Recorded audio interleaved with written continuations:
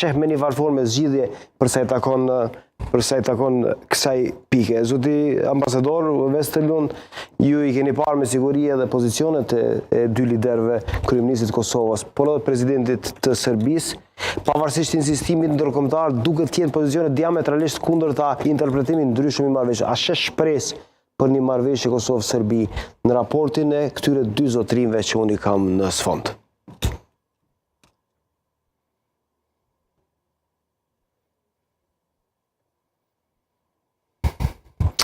Right. Well, thank you so much for the question. Thank you for having me on the show.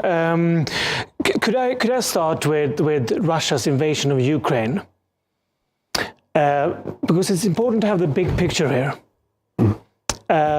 Russia's invasion of Ukraine shows Russia's contempt of the international law, of the UN Charter, and of the European Security Order.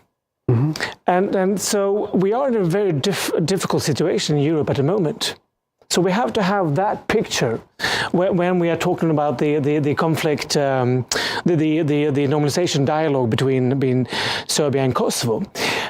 So we need to quickly move ahead with the normalization dialogue in order to focus on Ukraine. What happens if Russia wins against Ukraine? That's the question I'm asking myself. So that is important. The current stalemate, we have the agreement from the spring, both the Brussels agreement from the 27th of February and the implementation annex from the 18th of March. What we need to do now is to focus on the implementation, and foremost we have the implementation of the Sainica, the Kosovo-Serbian Association. We have a proposal for this.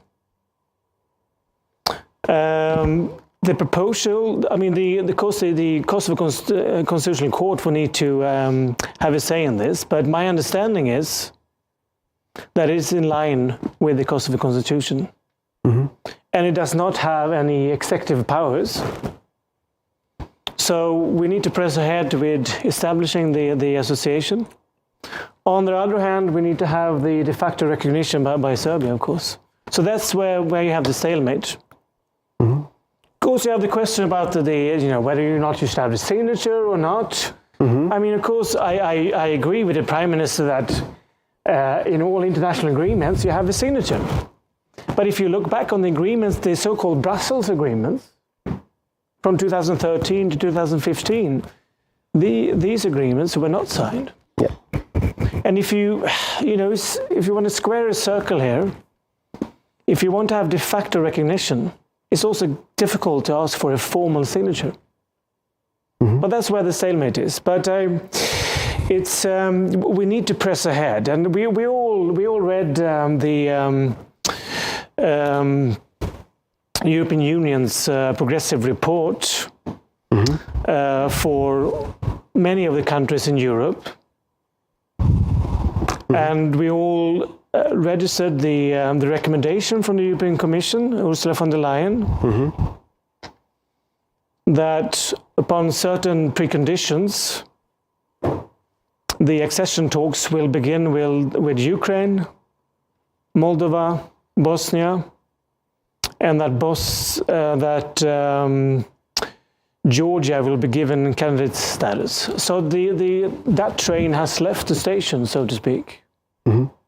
So Serbia and Kosovo would need to press ahead with a solution.